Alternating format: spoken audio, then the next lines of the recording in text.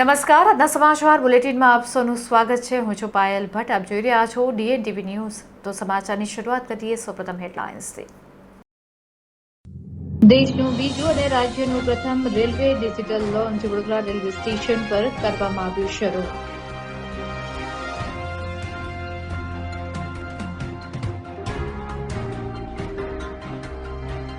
High speed ટ્રેનની ચાલી રહેલી કામગીરીને લઈને અકોડા દાંડિયા બજાર સોલાર બ્રિજ બંધ કરવામાં આવ્યો। વૈકલ્પિક વ્યવસ્થા કરવામાં આવી। બીમારીથી કંટાળેલી પરિણીતાએ 11મા માળેથી નીચે ઝંપલાવીને મોતને વાલો કરતા વિસ્તારમાં અરેરાટી। હવે જોઈએ સમાચાર વિગતવાર।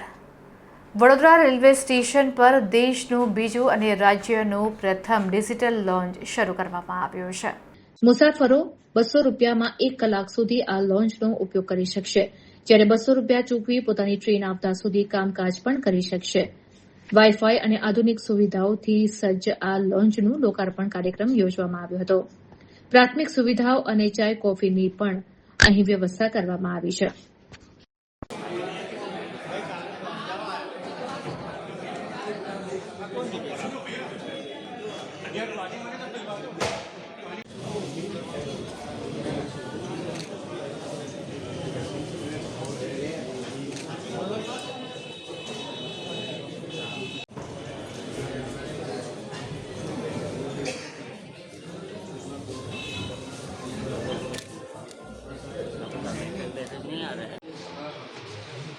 ये सर एक प्लेटफॉर्म हमारा छोटा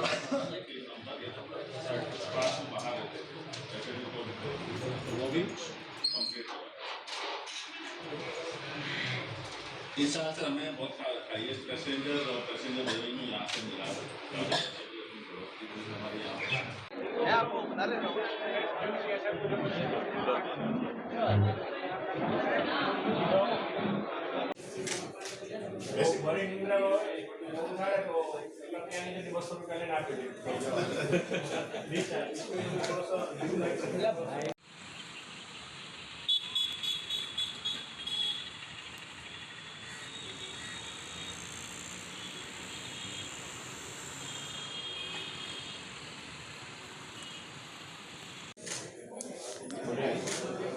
किसी को मतलब लाइट दिखता ही रहेगा या और लाइट किसी को 5-6 घंटे के लिए, हाँ वो 5-6 घंटे के लिए चाहिए तो क्या उस मिनिमम 2 आवर्स का है हमारा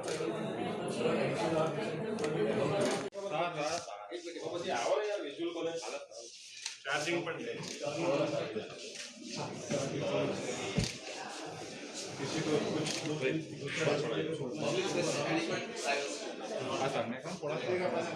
सर थोड़ा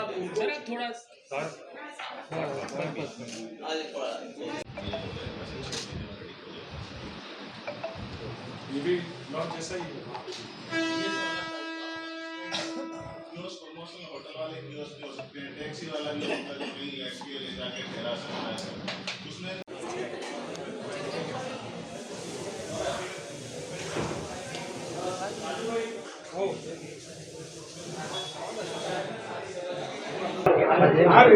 વિકસિત ભારતનું સ્વપ્ન જ્યારે આપણા દેશના યશસ્વી વડાપ્રધાન શ્રી નરેન્દ્ર મોદીજી જ્યારે જોયું છે ત્યારે વિકસિત ભારતની અંદર વિકસિત વડોદરાનું શું યોગદાન હોઈ શકે, આજે એનું પ્રતિબિંબ આજે વડોદરા રેલવે સ્ટેશન ખાતે અમે જોયું છે।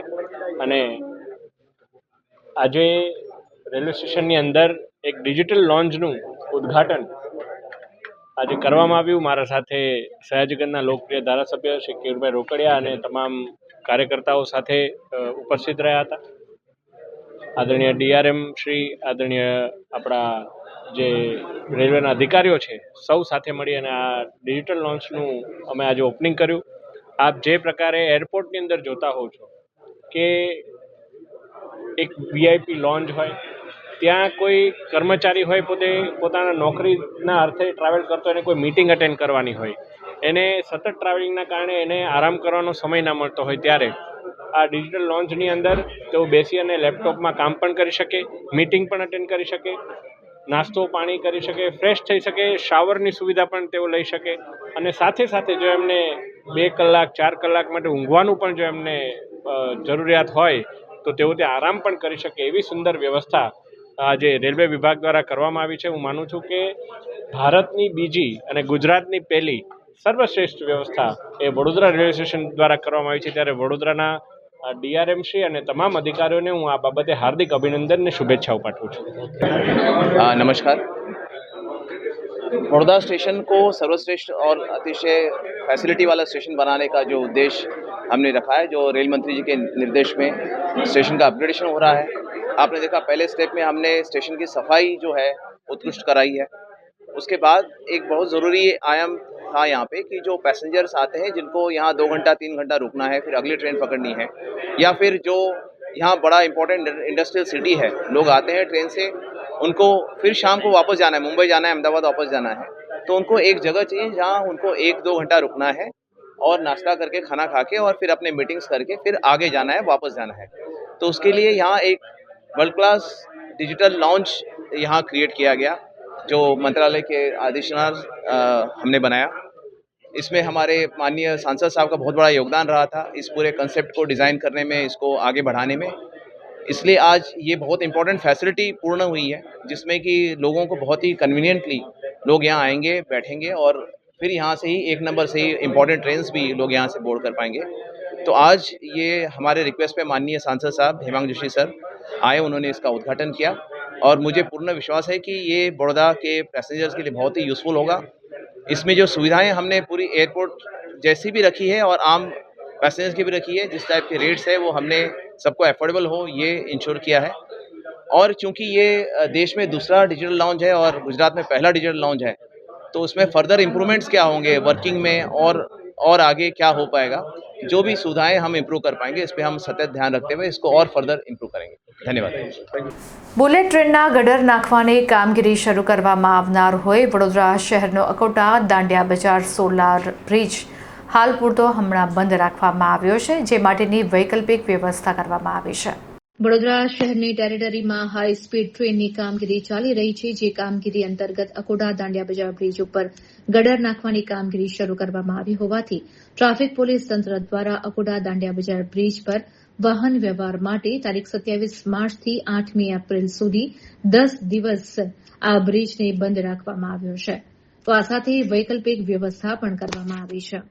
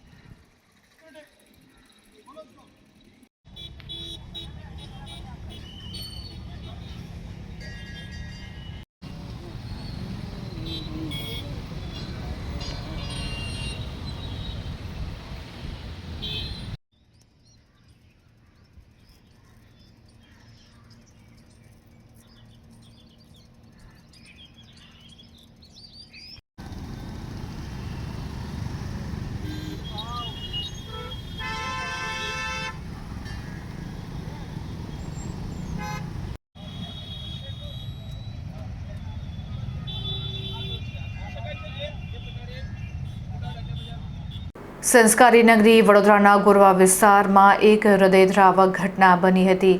મળતી માહિતી મુજબ આ ઘટનામાં એક બીમારીથી કંટાળેલી મહિલાએ પોતાના ફ્લેટના 11મા માળેથી નીચે પડતો મૂકીને આપઘાત કરી લેતા વિસ્તારમાં અરેરાટી વ્યાપી ગઈ છે. ગોરવા સ્થિત સ્વામી વિવેકાનંદ હાઇટ્સ એકમાં રહેતી 34 વર્ષીય પરિણીતાએ 11મા માળેથી કૂદીને પોતાનું જીવન ટૂંકાવતા વિસ્તારમાં ચકચાર મચી ગઈ છે. આ ઘટનાને પગલે પરિવારમાં શોકનું મોજું ફરી વળ્યું છે. સ્વામી વિવેકાનંદ હાઇટ્સમાં રહેતા પ્રિતેશભાઈના પત્ની સંગીતાબેને આજે સવારના સમયે પોતાના ફ્લેટની ગેલેરીમાંથી પડતો મૂક્યો હતો. 11મા માળેથી નીચે પછડાતા સંગીતાબેનને ગંભીર ઇજાઓ પહોંચી હતી, જેને કારણે તેમનું ઘટના સ્થળ પર જ કરુણ મોત થયું હતું. આત્મહત્યા પાછળનું સંભવિત કારણ પરિવારજનો દ્વારા આપવામાં આવેલી પ્રાથમિક વિગતો અનુસાર સંગીતાબેન છેલ્લા કેટલાક સમયથી ગંભીર બીમારીથી ઝઝૂમી રહ્યા હતા. તેઓને કમળો અને પેટમાં ચાંદાની તકલીફ હતી. લાંબી બીમારી અને શારીરિક પીડાને કારણે તેઓ માનસિક રીતે ભાંગી પડ્યા હોવાનું અનુમાન છે. અસહ્ય વેદનાથી છુટકારો મેળવવા માટે તેમણે આ અંતિમ પગલું ભર્યું હોવાનું પરિવાર માની રહ્યો છે. પોલીસે આ ઘટનાની જાણ થતાં જ લક્ષ્મીપુરા પોલીસનો કાફલો ઘટના સ્થળ ઉપર દોડી આવ્યો હતો. મૃતદેહને પોસ્ટમોર્ટમ માટે ખસેડવામાં આવ્યો છે અને અકસ્માત મોતનો ગુનો નોંધીને આગળની કાયદેસરની કાર્યવાહી શરૂ કરી છે. वो है 9 महीने से बीमार थी. उसको पेट में चांदी पड़ गई, कमला हुआ, पैर में भी अभी घाव है, वो तो अंदर ले जाएंगे पता चलेगा ही. और उसको धूप में बैठाया था. आज 7 महीने से घर के अंदर थी. हॉस्पिटल में गए महीने की 23 तारीख को हॉस्पिटल दाखिल किया, ये महीने की 5 तारीख को उसको डिस्चार्ज किया. कल उसको हॉस्पिटल में लेके गए, 12,000 का सुई लगाया. वो चांदी पड़ी है तो खाना वाना खाए, लिक्विड पे ही थी, खाना नहीं खाती थी. कल पूछ के आए कि उसको खाना खिलाने का, तो रात को खाना नहीं खाई. और सुबह में मेरा बेटा बोला कि थोड़ा धूप में बैठ तो अच्छा लगेगा तेरे को. और 2 मिनट के लिए मेरे लड़के को बोलती है तुम अंदर जाओ, बाथरूम करके आओ. तो मेरा बेटा बोलता है मम्मी तू एक काम छोड़, उसके पास बैठ. तो मैं बाहर निकली, है ही नहीं है. मैं ऊपर गई, नीचे गई, सब जगह देखा, दिखाई नहीं दी. मैंने मेरे बेटे को चिल्लाने लग गई, मतलब संगीता कहाँ है, संगीता कहाँ है. तो बेटा आया, देखा तो बोलता मम्मी वो तो नीचे गिरी है. बोले सब मेरे ऊपर वाले हम सब नीचे दौड़ के गए. तब तक तो वो जान निकल गई थी उसकी. बीमार थी 7 महीने से. क्या क्या नाम था? संगीताबेन थापा. कौन सी जगह पे हादसा हुआ है? ये हमारे स्वामी विवेकानंद.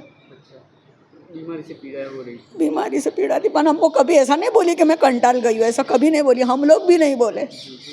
कितनी साल की होगी वो? 34 साल की है. कोई झगड़ा नहीं, कोई लड़ाई नहीं, कुछ नहीं. हम बहुत सुखी जीवन था हमारा तीनों का. तीनों जॉब करते थे. ये बीमार पड़ी तब से वो मेरा बेटा 9 महीने से घर है. मैं जाती थी वो भी मैं छुट्टी रख दिया. बहू की तो सेवा करना पड़े ना. चल गए, 12,000 का सुई लगवाया. ये सब रिपोर्ट में लेके आई हूँ. और आज उन्होंने ये कदम कर आज कदम ये बढ़ा दिया. तो 11वें माले पे कैसे पहुंचे? 11वें माले पे हम लोग रहते ही है. अच्छा, आप उधर ही? हाँ, ऊपर ही रहते हम लोग. अच्छा, वो तो टेरेस पे वो टेरेस नहीं है, गैलरी में से ऐसा किया उसने. ઉર્જા બચત અને પર્યાવરણની જાળવણી માટે હવે વડોદરા મહાનગરપાલિકા સોલાર ટ્રી લગાવશે. વડોદરા મ્યુનિસિપલ કોર્પોરેશન દર વર્ષે અંદાજે 130 કરોડ જેટલું વીજળીનું બિલ ભરે છે. આ ખર્ચને ઘટાડવા અને પર્યાવરણની જાળવણીના મુખ્ય ઉદ્દેશ સાથે પરંપરાગત ઉર્જા સ્ત્રોતને બદલે સૌર ઉર્જા પર ભાર મૂકવા જઈ રહી છે. શહેરમાં જ્યાં ઓછી જગ્યા છે અથવા ગાર્ડન અને ટ્રાફિક સર્કલ જેવી જાહેર જગ્યાઓ છે ત્યાં કુદરતી વૃક્ષો જેવા દેખાતા સોલાર ટ્રી લગાવવામાં આવશે. આ સોલાર ટ્રી ઉર્જા ઉત્પન્ન કરશે, સાથે શહેરની સુંદરતામાં પણ વધારો કરશે. આ માટે પાલિકા તબક્કાવાર કામગીરી કરવા જઈ રહી છે, જે અંતર્ગત પ્રથમ તબક્કામાં 3 જગ્યાએ ટ્રાયલ તરીકે લગાવવામાં આવશે. ત્યારબાદ બીજા તબક્કામાં 12 અને ટોટલ 36 જેટલી જગ્યાઓ પર આ સોલાર ટ્રી લગાવવાનું આયોજન કરવામાં આવ્યું છે, જેથી કરીને પાલિકાનો ખર્ચ તથા આવકને પણ ઘટાડી શકાય અને પર્યાવરણને પણ નુકસાનીમાંથી બચાવી શકાય.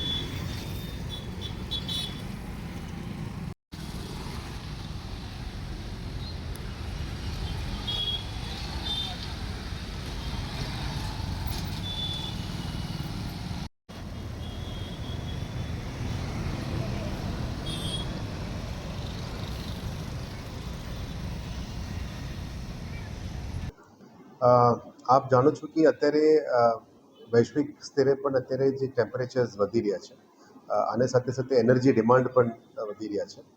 વડોદરા મહાનગરપાલિકા લગભગ વર્ષમાં 130 કરોડ રૂપિયા પબ્લિક યુટિલિટીઝ અને પબ્લિક સ્ટ્રીટ લાઇટ્સ અને પબ્લિક એનર્જી મિકેનિઝમ માટે બિલ દર વર્ષે આપતું જાય છે.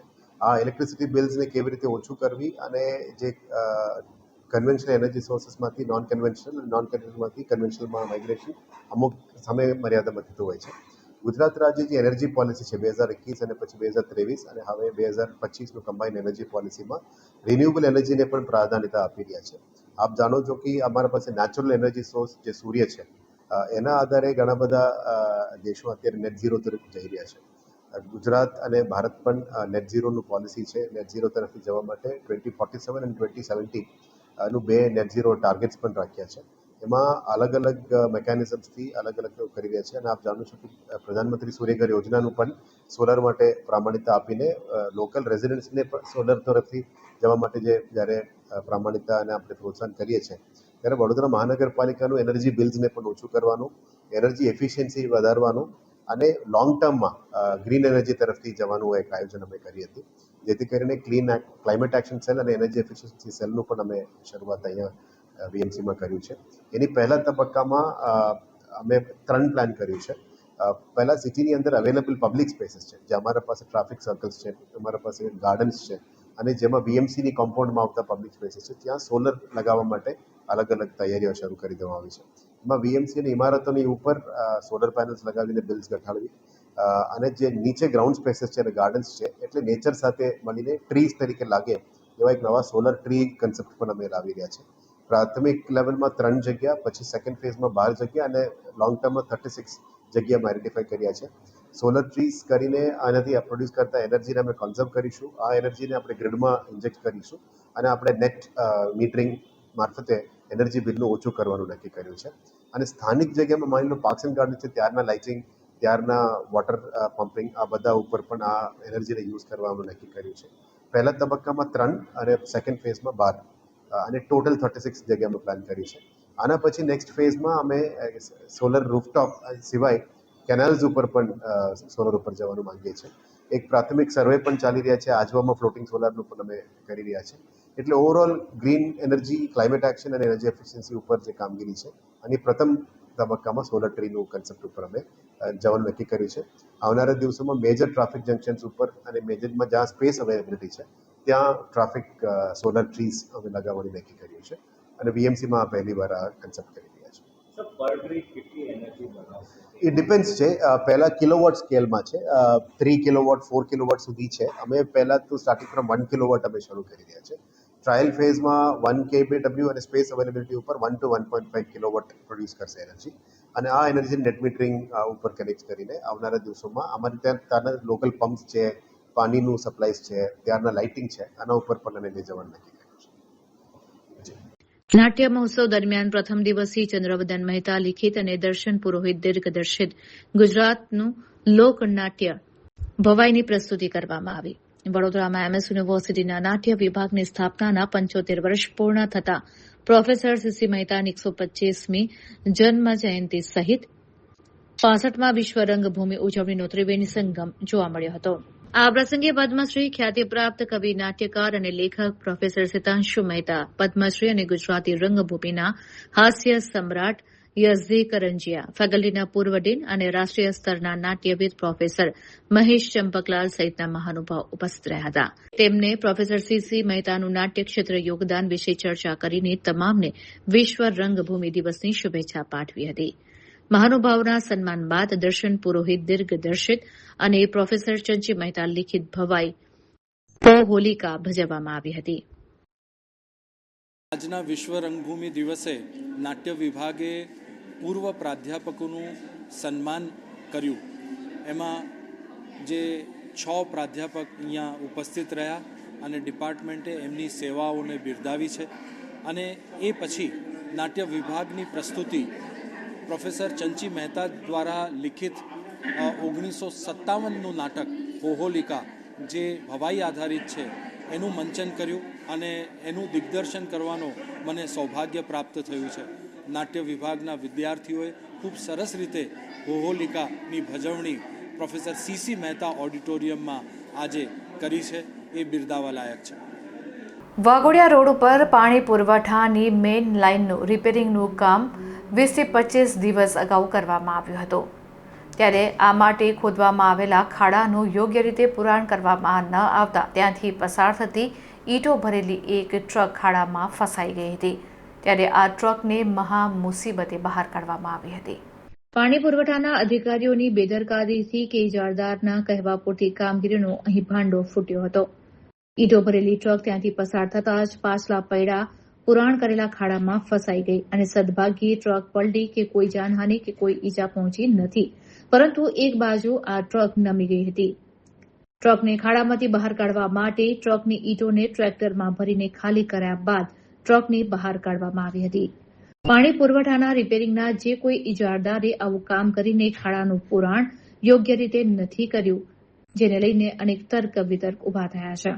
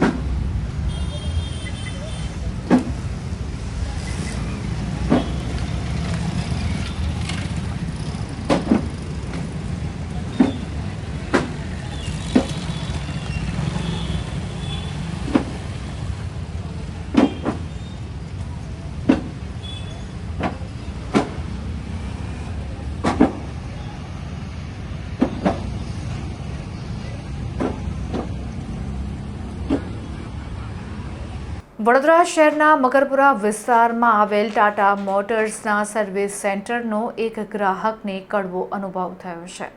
વડોદરા શહેરના અટલાદરા વિસ્તારમાં રહેતા જીલ પટેલે ગત 15 ફેબ્રુઆરીએ શિવરાત્રીના પવિત્ર દિવસે હોંશે Tata નેક્સન pure plus CNG car ખરીદી હતી. જોકે માત્ર પહેલી સર્વિસમાં સર્વિસ સેન્ટરની કથિત બેદરકારીને કારણે ગ્રાહકને આર્થિક અને માનસિક હાલાકી ભોગવવાનો વારો આવ્યો છે. જીલ પટેલ સર્વિસ સેન્ટર પર ગાડી લેવા પહોંચ્યા ત્યારે નવી નક્કોર ગાડીની હાલત જોઈ તેઓ ચોંકી ગયા હતા. ગાડીનો કાચ તૂટેલી હાલતમાં હતો, વ્હીલની પ્લેટ પણ ઘસાયેલી જોવા મળી હતી. ત્યારે ગ્રાહકે આ બાબતે ઉગ્ર રજૂઆત કરી ત્યારે સર્વિસ સેન્ટરના સત્તાધીશોએ પોતાની ભૂલ સ્વીકારવાને બદલે એવું રટણ કર્યું હતું કે આ નુકસાન પહેલાથી જ હતું. ત્યારે ન્યાય માટે પોલીસના દ્વાર ખખડાવવામાં આવ્યા છે.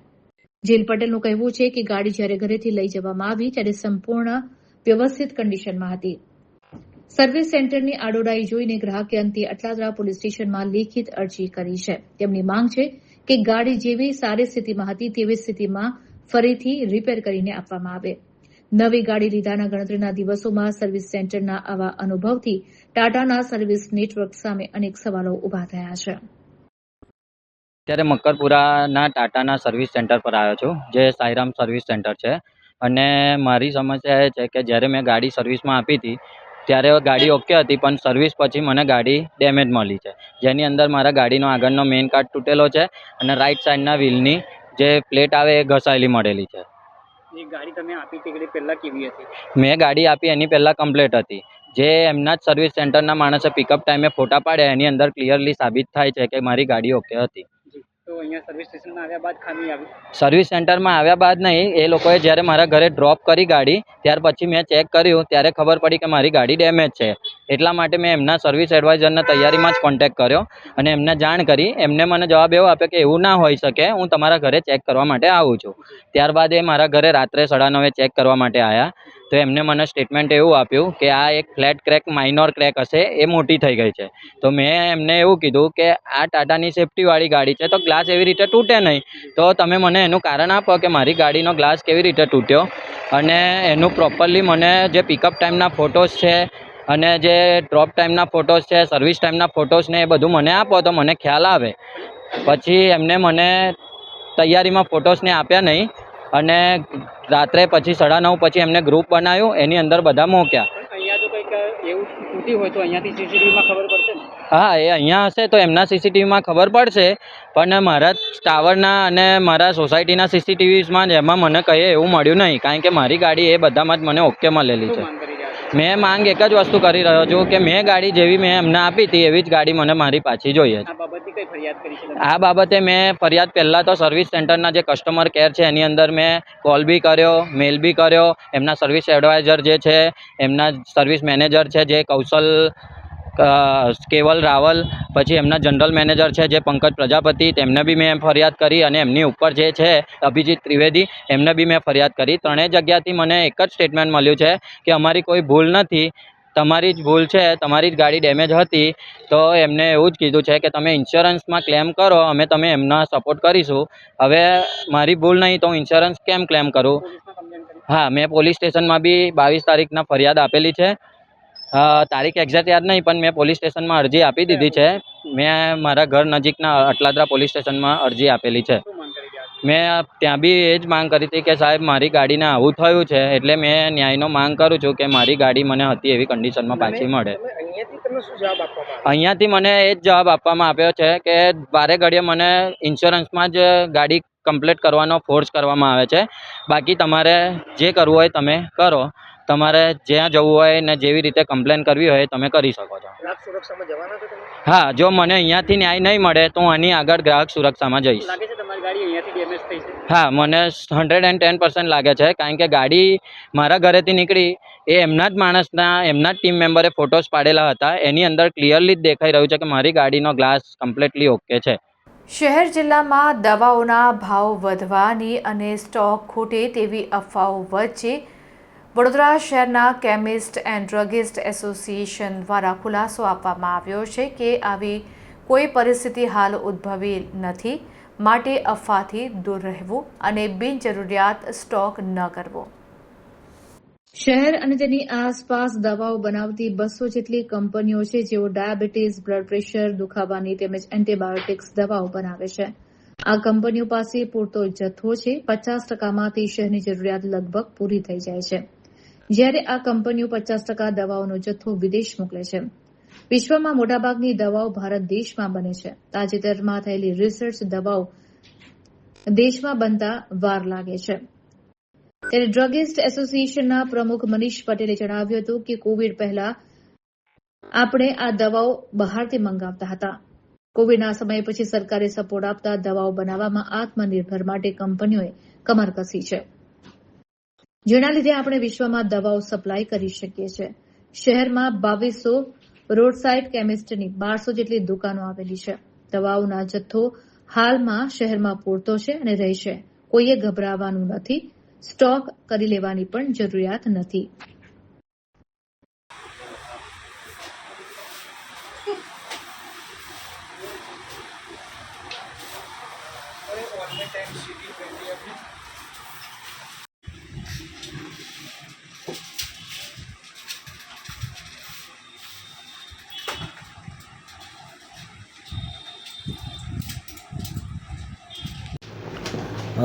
ભાવ વધારાની જે અફવા ફેલાવવામાં આવી રહી છે એ તદ્દન ખોટી છે.